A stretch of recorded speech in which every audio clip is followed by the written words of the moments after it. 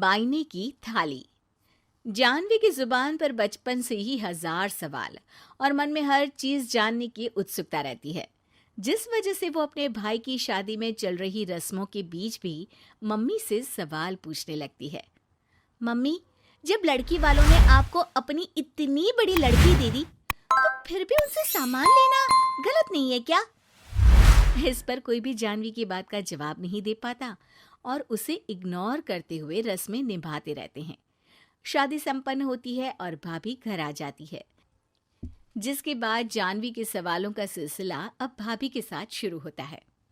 भाभी, मुझे आज तक एक बात समझ नहीं आई, हमेशा सारे बलिदान वाले काम लड़कियां ही क्यों करे?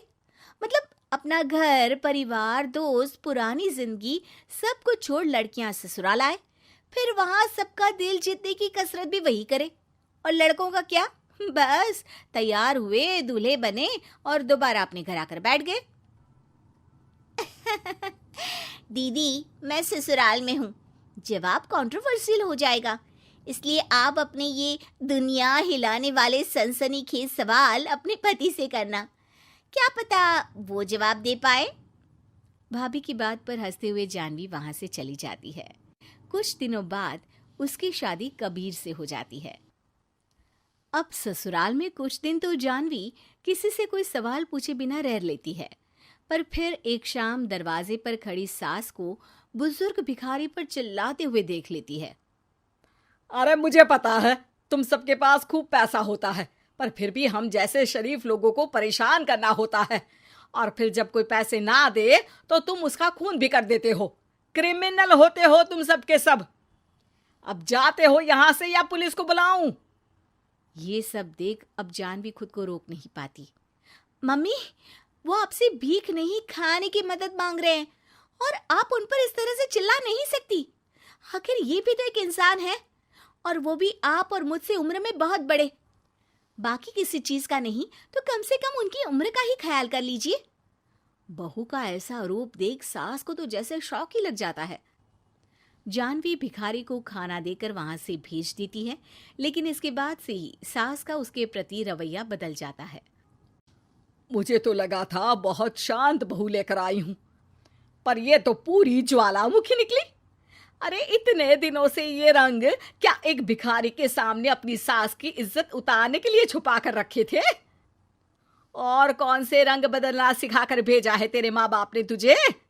मम्मी जी, रंग का तो पता नहीं, लेकिन मेरे मम्मी पापा ने मुझे हर ढंग में गलत के खिलाफ खड़े होना जरूर सिखाकर भेजा है।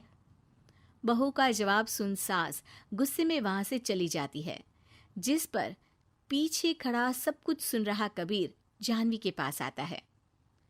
जानवी, मैं मानता हूं तुमने जो किया अच्छे के लिए किया, पर मम्मी से ऐसे नहीं बोलना चाहिए था। अब उन्हें मनाने की जिम्मेदारी तुम्हारी ही है। पर मैं कैसे? मुझे तो कुछ भी पता नहीं है। तो उसके लिए मैं हूं ना। कुछ दिनों में ही सकट का त्योहार आ रहा है, तुम बस बायने पर मम्मी को देने के लिए एक सुंदर साड़ी ले आना, तुम्हारा काम बन जाएगा। ये कहकर कबीर वहां से चला जाता है, लेकिन व्रत और त्योहारों से अनजान जानवी कंफ्यूजन में वहीं खड़ी रह जाती है, जिस पर वो भाभी को फोन लगाकर सारे व्रत और उनके महत्व समझती है। और उन्हें जानने के बाद वो बायने की साड़ी तो खरीद लाती है, लेकिन इसी के साथ उसके मन में अब नए सवाल पैदा होने लगते हैं। इसी तरह सकट के व्रत का दिन भी आ जाता है। हे भगवान, एक तो सुबह से भूखी, ऊपर से ये सवालों के बुलबुले पेट में उठकर और तहलका मचा रहे हैं। अब क्या करूं, किससे पूछूं? जानवी अपने आप से ये सब बोल ही रही होती है कि सास और कबीर उसके सामने आ जाते हैं। बायने और पूजा की सब तैयारी कर ली? हाँ जी, वो तो कर ली, पर क्या पर? फिर कोई सवाल है? पूछ लो, कहीं पेट में उसे रखे रखे एसिडिटी ना हो जाए।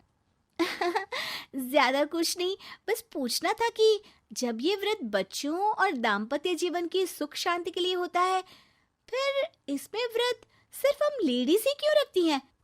हिस्सेदारी तो दोनों की होती है ना? जानवी की बात सुन इस बार तो सास भी सोचने पर मजबूर हो जाती हैं। ये तो मुझे नहीं पता, और ना हमने कभी किसी से पूछा।